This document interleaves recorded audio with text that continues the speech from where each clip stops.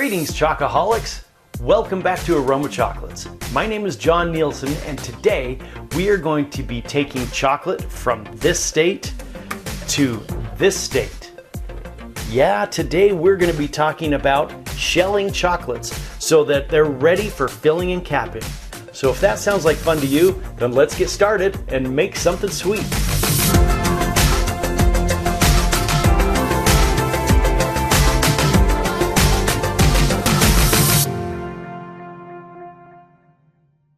All right, molding chocolate is kind of a straightforward thing, but there's some things that you need to know, and if you don't know what you're doing, you can kind of screw it up.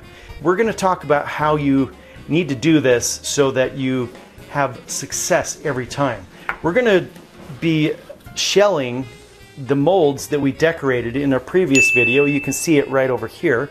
We've already got some melted and tempered chocolate sitting here. This is our 58% Mia Mare cacao berry. This is one of my favorite chocolates of all time. And let's take a temperature on that, see where we are. 89 degrees, just fine. 1 degree more would be better, but hey, we're still in the working temperature. How do we know if it's tempered? Well, we want to test it real quick. We take a piece of parchment paper, dip it into the top there, get a little chocolate on it, set it off to the side right there. We're going to continue stirring this a little bit just to kind of keep the heat distributed properly, but we also need to be careful not to over temper the chocolate by stirring it too much, because if we do that, then we're going to run into some problems of becoming too thick. Now on our sample over here, if this starts turning nice and a satin finish without any streaks in it, we know it's properly tempered and we can go ahead and start shelling our chocolates. Some of the tools that we need are obviously a temperature probe thermometer, and the key one is a bench scraper. I like using this OXO Good Grips one because it's got a nice rubbery grip, because inevitably you're going to get a little chocolate on your hands, and if it's a hard plastic, it's going to be hard to hold on to, so this rubber makes it a little easier to hold on to. Okay, our test sample is nice and satiny looking. That right there, nice and satin finish on it. It doesn't have any streaks in it, so that is good to go. We are ready to shell our chocolates. Now I've got some gloves here. You're going to want to put on some gloves because this can kind of be a messy kind of deal. Now our chocolate is ready to be used, ready to shell. We're going to get a ladle. It's one of the things that I didn't have sitting over here. So we need a ladle to ladle our chocolate in here. Now this ladle is a little cold, so you might want to warm it up with your hands a little bit, because if you put this, if you put this in your chocolate, it's going to cool your chocolate down way too fast. So warm it up a little bit with your hands, or maybe if you've got a heat gun, you can run it in a heat gun, but not too hot, but just nice body temperature. Your molds want to be at room temperature. Any hotter, you're going to take your chocolate out of temper.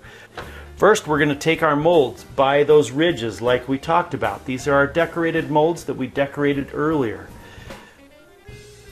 Take our ladle. We're going to get a nice ladle full of chocolate, and we're just going to start pouring it into the cavities of our mold. Get a bunch of that chocolate on there. Now make sure that when you're doing this, you don't pour over the sides of your mold. We don't want to do that because that's going to create a huge mess. So try and keep it in the center. Now set the ladle in there, and with your bench scraper, we're going to coax it into the other cavities that don't have any chocolate. Carefully coax that in there, just like this. Coax it all over here to there, into that one. Okay, so now we've got chocolate. We can scrape our bench scraper off on the edge of the mold, just like that. And now we've got our chocolate on here. We need to scrape this off. Now, a lot of people will scrape like this. They'll pull it. You don't want to do that. You want to push your chocolate. So push it like this, and in one quick movement, you can scrape your chocolate off just like that. What that does is it causes the chocolate to kind of ride up onto your scraper, and it just hops right down in. It doesn't pour over the side or anything like that. So we'll do it again. Pushing really quickly, one quick movement. Okay, now we've got it scraped. Now we need to tap all the bubbles out. Got to tap these bubbles out, because if you get bubbles in your shells, then they are going to cause the shells to be weak. And they can also introduce some microorganisms that can cause spoilage. So using the back side of your scraper, this is also another reason why I love this one, is because it's rubber. You can just bounce it off here. If you have a plastic scraper and it's a handle, you're tapping it on here, it's completely fine. You're not going to ruin anything. This polycarbonate mold is nice and tough.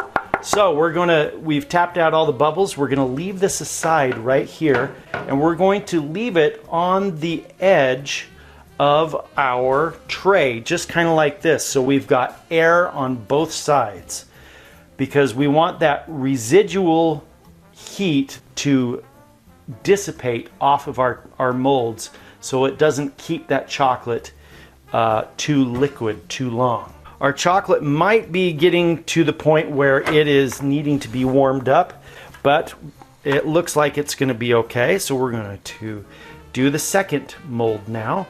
We can pour it over like this, get another nice ladle full, and start pouring it in there. It's looking a little thick right now, so it might need to be warmed up. But you need to be making sure that you take temperatures as you go. Otherwise, you can get too thick a chocolate and it won't come out, and you're going to get too thick of shells. And it might not melt your cocoa butter in your molds. So coax it into the things. You kind of have to work quickly on this. The more you do this, the better you get at it. So coax it over into those empty cavities. Scrape off your scraper on the side here. And now we're going to scrape off the mold just like that. We're going to do it again, just like that, right into the bowl. Nice clean molds around the sides for the most part. Scrape off that little bit there, and we begin tapping. Immediately, don't want to let it sit. We get those bubbles out. Okay, we got the bubbles out. We can set it over here on the side. And while that one's sitting, we can take the other mold that we started with, and we are going to quickly invert it and pour the chocolate out into our bowl. You ready? Holding on to those edges. Hold on tight. 1, 2, 3, go. And while it's upside down, we're going to tap. We're going to tap all that chocolate out.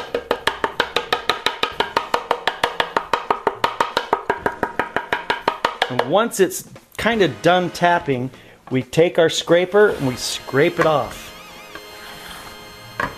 While it's upside down, just like this. Okay. Now we've got some shelled chocolates. That's looking really good. Some people leave their molds on the sides, resting like this. Some leave it resting like this. The way you really want to leave it sitting is like this, because what that's going to do is it's going to create a nice little lip here on the side, a tapered edge, so that when you cap your chocolates, we'll talk about in another video, when you cap your chocolates, it has something to adhere to. If you turn it upside down like this, the chocolate's going to run to the end, the edge of your mold, and it's going to create this kind of foot type of edge on it. And when you cap your chocolate, it's not going to have anything to really hold on to. So you want to leave it sitting like this. Now let's take our other mold and invert it and tap it. Tap, tap, tap. tap until the chocolate stops. Mostly stops, just like that. And we're going to scrape it off, just like this. Scrape it off. And now we've got nicely shelled chocolates. You can see what the designs look like even better. So now we've got this sitting, and we are going to let that set at room temperature. So it'll start looking like this. When it is all set and ready, leave it overnight to crystallize, and then you're ready to fill your chocolates. We've kind of got a mess in our bowl here, right? So let's take our ladle out. If we are going to do more chocolates, then you're going to need to heat up your chocolate again. Scrape off your ladle really good. But I know this chocolate has dipped down below the working temperature, so we're going to need to get all this chocolate back in there. For teaching purposes, I didn't reheat this when I needed to, and so it's kind of set back up, and it's cooled way too much. So we're going to pop it into the microwave just for a few more seconds and to heat it back up to its working temperature. Want to take a temperature on it? Let's do it. Let's see what it is. Just what I thought. Clear down to 81 degrees. So that's a little too cool. So we're going to put it in the microwave. All right, we've put it in the microwave for a few seconds to warm it back up. And it's loosened up nicely. That's nice. We'll take a temperature, make sure that we haven't gone over our working temperature. We are at 86, 87, 88, 89.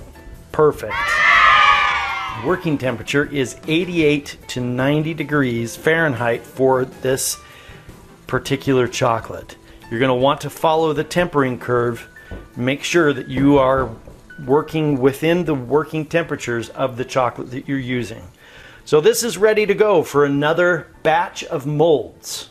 Okay, our chocolate shells have set. They have reached a nice satin state here, a nice satin finish. They are set up. If you touch them, they are nice and solid, but they need to crystallize overnight. Now, we can fill these right now, and that would be totally fine, but really you want to let them crystallize overnight so that you don't run into any real major problems. So that is how you shell chocolates. And if we look on the back side, we can see how beautiful these have turned out with the designs that we did in our previous video. Congratulations! You now know how to shell your chocolates and continue on with your chocolate making journey. Thanks a lot for watching.